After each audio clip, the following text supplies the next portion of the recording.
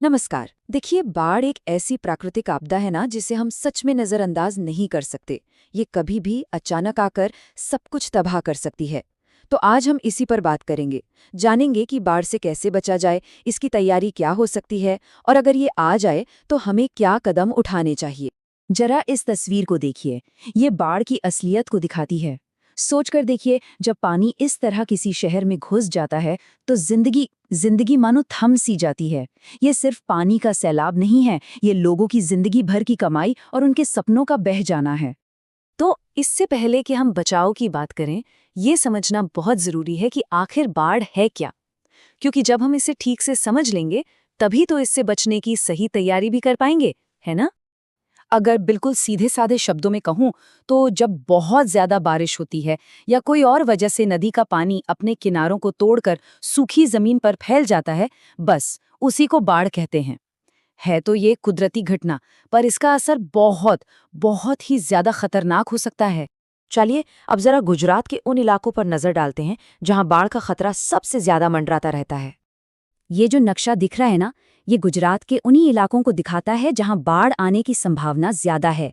आप देख सकते हैं, ये जो नारंगी रंग में दिखाए गए हिस्से हैं, ये सबसे ज्यादा रिस्क पर हैं। इन इलाकों में रहने वालों के लिए तो पहले से तैयारी करना बहुत ही ज्यादा जरूरी हो जाता है। तो अब सबसे बड़ा सवाल ये उठता है कि आखिर इस आपदा से खुद को और अपने परिवार को कैसे बचाया जा सकता है। पर अच्छी बात यह है कि अगर हमारे पास सही जानकारी हो और तैयारी पूरी हो, तो हम इसके असर को काफी हद तक कम कर सकते हैं। देखिए, किसी भी आपदा से सुरक्षा का सबसे जरूरी कदम होता है उसके आने से पहले की तैयारी। तो चलिए जानते हैं कि हमें क्या क्या कर लेना चाहिए। बस 3 बातें हैं जो हमेशा ध्यान में रखनी चाहिए। पहली, अपने इलाके के बारे में जानकारी रखें, खासकर कौन से हिस्से निचले हैं जहां पानी भर सकता है। दूसरी, घर से निकलने के लिए एक सेफ रास्ता पहले से ही सोच कर रखें।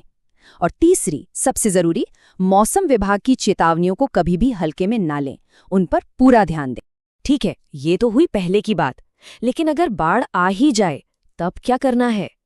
ऐसे वक्त में घबराना बिल्कुल नहीं है। समझदारी से काम लेना सबसे जरूरी है, क्योंकि एक सही फैसला किसी की जान बचा सकता है।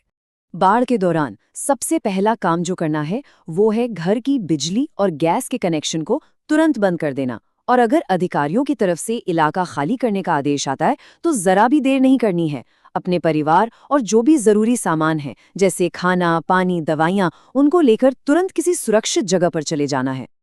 अच्छा, अब मान लीजिए कि बाढ़ का पानी उतर गया, लेकिन इसका मतलब ये नहीं कि खतरा पूरी तरह टल गया है। नहीं, उसके बाद भी बहुत सी सावधानियां बरतनी पड़ती हैं। चलिए जानते हैं कि वो क्या है। कुछ बातें गांठ बांध लेनी है, जैसे बाढ़ के पानी में भीगा हुआ कोई भी खाना बिल्कुल नहीं खाना है। पीने का पानी हमेशा हमेशा उबाल कर ही पीना है। जब तक प्रशासन ये ना कहे कि सड़कें सेफ हैं, तब तक उन पर निकलने से बचें। और हाँ, कहीं भी लटकते हुए बिजली के तार दिखें तो उनसे कोसों दूर रहें। ये छोटी छोटी सावधानियां ही बड़े हादसों से बचा सकती हैं। और आखिर में एक सवाल हम सबको खुद से पूछना चाहिए। क्या हम और हमारा पूरा समुदाय, क्या हम सब ऐसी किसी आपदा के लिए सच में तैयार हैं? इस पर सोचना और फिर मिलकर इसकी योजना बनाना, ये हम सब की जिम्मेदारी है।